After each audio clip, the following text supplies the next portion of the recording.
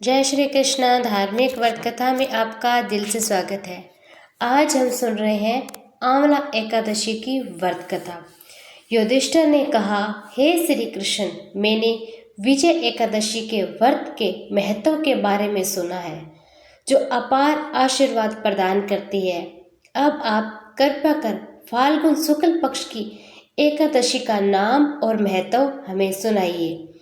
तब भगवान श्री कृष्ण ने उत्तर दिया, हे सौभाग्यशाली धर्मनंदन, ध्यान से सुनो। मैं अब ये घटना आपको सुनाऊंगा जो महान ऋषि वशिष्ठ ने राजा मानधाता के पूछने पर सुनाई थी।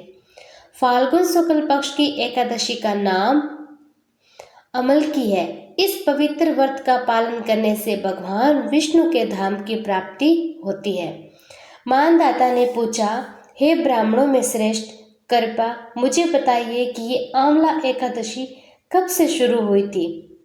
मानधाता ने पूछा, हे पूज्य ऋषि, कृपा मुझे बताइए कि इस आंवला की उत्पत्ति कब हुई थी। वशिष्ठ जी ने उत्तर दिया, हे अत्यंत भाग्यशाली, ध्यानपूर्वक सुनिए। मैं आपको बताता हूँ कि पृथ्वी पर आंवला वृक्ष कैसे उत्पन्न हुए थे। आंवला एक भव्य वृक्ष है जो सभी पापों का नाश करता है। जब भगवान विष्णु ने थूका तो उनके मुख से चंद्रमा के समान प्रकाशमान एक बूंद निकली थी। यह बूंद पृथ्वी पर गिरी। इससे भव्य अमल की वृक्ष का उदय हुआ था। इसे सभी वृक्षों का मूल तत्व माना जाता है। इसी समय सृष्टिकर्ता ब्रह्मा का भी जन्म हुआ, जिन्होंने समस्त प्राणियों की सृष्टि की शुरुआत की थी। ब्रह्मा से ही समस्त प्राणियों की सृष्टि हुई। ब्रह्मा ने देवताओं, राक्षसों, संगीतकारों, यक्षों, राक्षसों, सर्पों और शुद्ध हृदय वाले ऋषियों को जन्म दिया था। उसमें से देवता ऋषि उस स्थान पर पहुंचे जहां विष्णु का प्रिय अमल की वृक्ष स्थित था। अब इस दिव्य वृक्ष को देखकर देवता सोच में पड़ गए थे। वे आश्चर्य से एक दूसरे को निहारने लगे थे। फिर उत्सुकता से वृक्ष की ओर देखने लगे, उसके महत्व पर विचार करने लगे। वे गहन चिंतन में लीन थे और यह महसूस करते हुए प्रलाक्ष अन्य वृक्ष पूर्व ब्रह्मांडीय चक्रों में संबंधित थे, जो सभी को ज्ञात थे, जबकि यह विशेष वृक्ष उनके लिए अज्ञात था। जब वे इस बात पर विचार कर रहे थे, तभी एक दिव्य वाणी गूंजी, जो ऋषियों को संबोधित करते हुए बोली, हे ऋषियों, विष्णु के प्रिय इस परम आंवला वृक्ष को याद करने मात्र से गोदान का फल प्राप्त होता है। इसे स्पर्श करने से 2 गुना पुण्य प्राप्त होता है। इसके फल का सेवन करने से 3 गुना पुण्य प्राप्त होता है। अतः आंवला का सेवन करना सदा आवश्यक है। हे वैष्णव, ऐसा वृक्ष है जो सभी पापों का निवारण करता है। इसकी जड़ों में विष्णु निवास करते हैं। ब्रह्मा इसके शीर्ष पर, परमेश्वर रुद्र इसके तने में, देवता इसकी शाखाओं में, वसु इसके पत्तों में, मरुद इसके फूलों में, सभी प्रजापति इसके फलों में निवास करते हैं। आंवला सभी देवताओं का साक्षात स्वरूप है। इसीलिए विष्णु के भक्तों द्वारा इसे सर्वोच्च सम्मान दिया जाता है। फिर ऋषि ने आगे कहा, हे महाअनुभाव, हम आपको किस रूप में देखें, देवता रूप में या किसी और रूप में? आप हमें यह भी स्पष्ट कीजिए। फिर एक दिव्य वाणी गूंजी, और मैं समस्त प्राणियों का सृष्टिकर्ता, समस्त लोकों का निर्माता, जिसे समझना विद्वान व्यक्तियों के लिए भी कठिन है, मैं साक्षात विष्णु हूँ। भगवान विष्णु के वचन सुनकर ब्रह्मा ऋषि आश्चर्य में बढ़ गए। वे उस अनादि अनंत दिव्य सत्ता की घोषणा से चकित थे। उन्होंने उस अग्नि में भगवान की स्तुति में भजन गाने शुरू कर दिए। फिर ऋषियों ने कहा, हम समस्त प्राणियों के सार आत्मा परम आत्मा को प्रणाम करते हैं। हम उस अचूक कभी न गिरने वाले सदा को नमन करते हैं। हम उस दिव्य भगवान को बार बार नमन करते हैं। हम सर्वज्ञ यज्ञों के स्वामी दामोदर को प्रणाम करते हैं। हे माया के स्वामी, आपको हमारा प्रणाम। आप ही ब्रह्मांड के स्वामी हो, हम आपको नमन करते हैं। अब ऋषियों की स्तुति से प्रसन्न होकर भगवान श्री हरि ने कहा, हे ऋषियों, मैं आपको क्या वरदान दूं? ऋषियों ने उत्तर दिया, हे प्रभु, यदि आप प्रसन्न हो तो कृपया कर हमें एक ऐसा व्रत प्रकट करें जो हमारे कल्याण के लिए लाभकारी हो, एक ऐसा व्रत जो स्वर्ग की मुक्ति के फल प्रदान करे। भगवान विष्णु ने कहा, हे महान ऋषियों, यदि फाल्गुन शुक्ल पक्ष में द्वादशी नक्षत्र पुष्य नक्षत्र के साथ पड़ता है तो ये अत्यंत पुण्यकारी होता है और बड़े पापों का नाश करता है। हे ब्राह्मणों में श्रेष्ठ, इससे जुड़े विशिष्ट कर्तव्य को ध्यानपूर्वक आप सुनिए। उन्होंने फिर आगे कहा, आंवला एकादशी के दिन आंवला वृक्ष के पास जागरण करना, ऐसा करने से व्यक्ति के सभी पाप मुक्त हो जाता है। हजारों गायों का दान करने का पुण्य प्राप्त होता है। इस व्रत को उत्तम व्रत के नाम से भी जाना जाता है, जिसका वर्णन मैंने आपको किया। फिर ऋषि मुनियों ने उत्तर दिया, हे प्रभु, इस व्रत से संबंधित नियम अनुष्ठान को स्पष्ट तो कीजिए। किन देवताओं की पूजा करनी चाहिए, व्रत किस समय लेना चाहिए, कौन से अनुष्ठान करने चाहिए, कौन से मंत्रों का जाप करना चाहिए, कृपया इन सभी निवारणों का भी आप वर्णन तो कीजिए। फिर भगवान विष्णु ने उत्तर दिया, कहा, हे ब्राह्मणों में श्रेष्ठ, इस व्रत को करने की विधि सुनो। एकादशी के दिन सुबह स्नान करने के बाद यह प्रतिज्ञा जरूर करें, हे अच्युतम, मैं आज एकादशी का व्रत बिना भोजन किए रखूंगा और व्रत को कल तोड़ूंगा। मैं आपकी शरण में हूँ। यह प्रतिज्ञा करने से पापी व्यक्तियों, चोरों, पाखंडियों, कुकर्म करने वालों, समाज के नियम का उल्लंघन करने वालों, गुरुजनों का अनादर करने वालों से संपर्क बिल्कुल भी ना करें। मन पर नियंत्रण रखें। नदी, तालाब, कुएं के पास या घर पर ध्यान करें। जल में प्रवेश करने से पहले शरीर पर मिट्टी लगाएं। मिट्टी लगाने का मंत्र, और हे पृथ्वी, तुझ पर रथ अश्व समय भगवान विष्णु विचरण कर चुके हैं। वामन अवतार के दौरान भी भगवान विष्णु ने अपने चरणों से तुझे नापा था। हे पृथ्वी, मैंने अपने लाखों जन्म में किए गए सभी पाप आज तुझ पर अर्पित किए हैं। स्नान करने का मंत्र, तत्व माता सर्वभूताना जीव तत्तु रक्षम सब जोग द्विजा जात रसायन पते नमः। हे जल देवी, आप समस्त प्राणियों की जीवन शक्ति, आप पसीने से जन्मे अंकुरित हुए जीवों की रक्षक, आप समस्त स्वाद स्वामी, मैं आपको प्रणाम करता हूँ। आज मैंने समस्त पवित्र जल, तालाब, झरनों, नदियों और दिव्य जिलों में स्नान किया है। मेरा यह स्नान इन सभी स्नान स्थलों के फल प्रदान कीजिए। ज्ञानवान व्यक्ति को अपनी सामर्थ्य और धन संपत्ति के अनुसार भगवान परशुराम की सोने की मूर्ति बनवानी चाहिए। मूर्ति का वजन लगभग 1.5 तोला या उनकी क्षमता के अनुसार होना चाहिए। स्नान करने के बाद उन्हें घर पर पूजा अर्चना हवन करना चाहिए। इसके बाद सभी प्रकार की सामग्री इकट्ठी कर लें।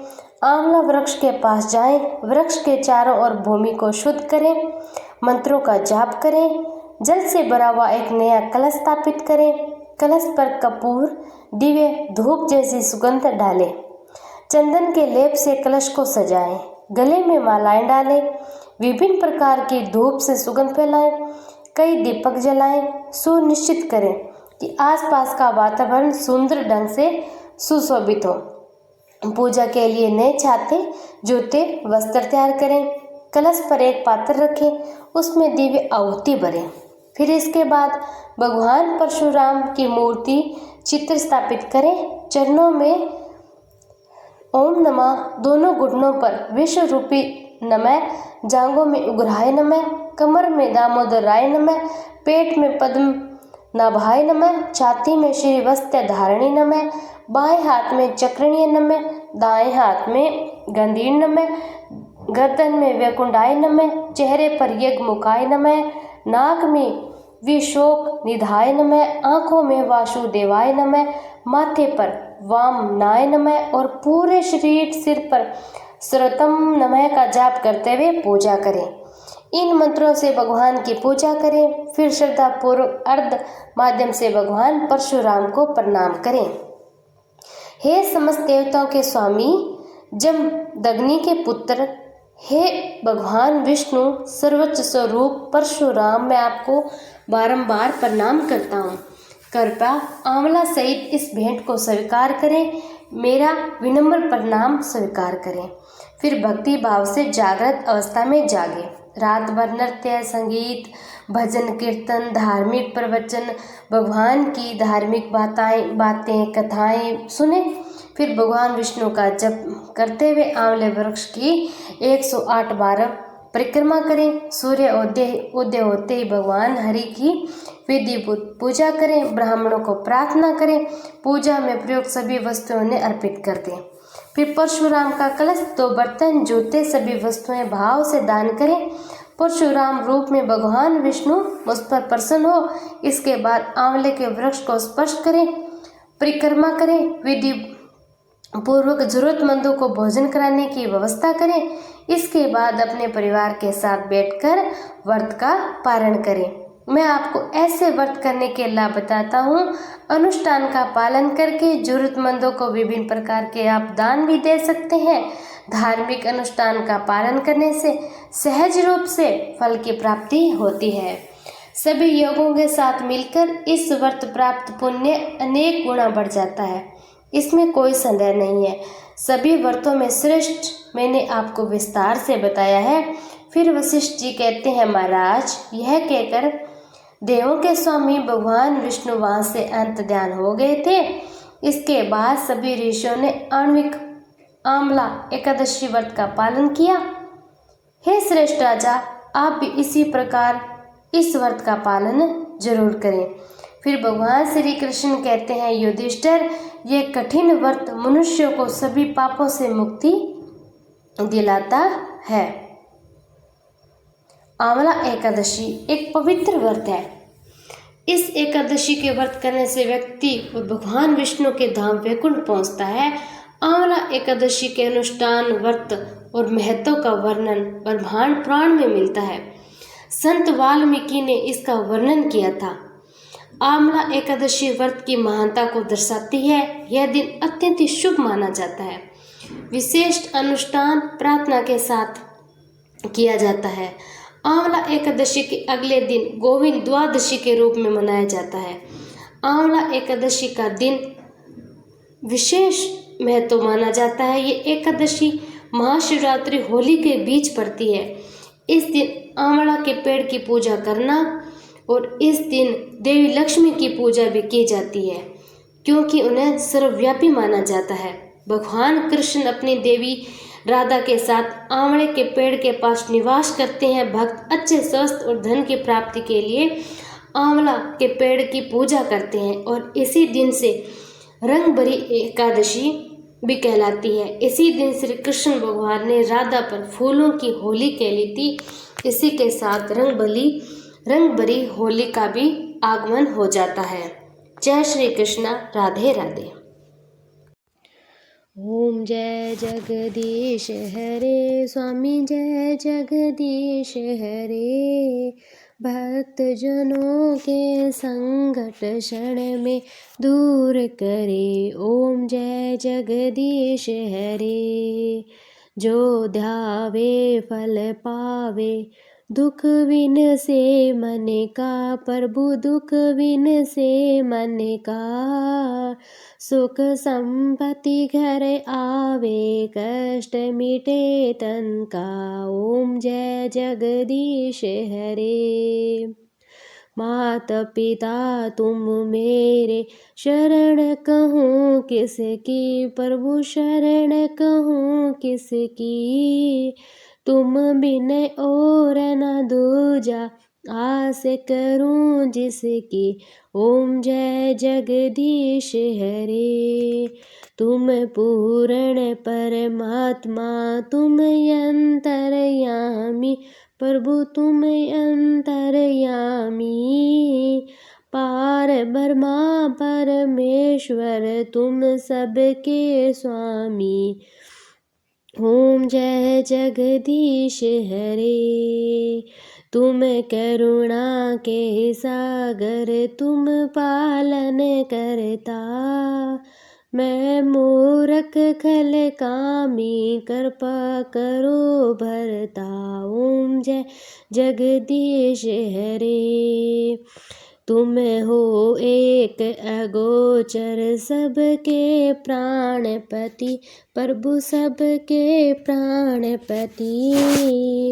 किस विधि मिलूं मैं तुमको, मैं कुमति। ओम जय जगदीश हरे। दीन बंधु दुख हरता तुम ठाकुर मेरे, प्रभु तुम ठाकुर मेरे। अपने हाथ उठाओ द्वार पड़ा तेरे। ओम जय जगदीश हरे। विषय विकार मिटाओ पाप हरो देवा। श्रद्धा भक्ति बढ़ाओ संतन की सेवा। ओम जय जगदीश हरे। ओम जय जगदीश हरे। प्रभु जय जगदीश हरे। बोलो विष्णु भगवान की जय हो।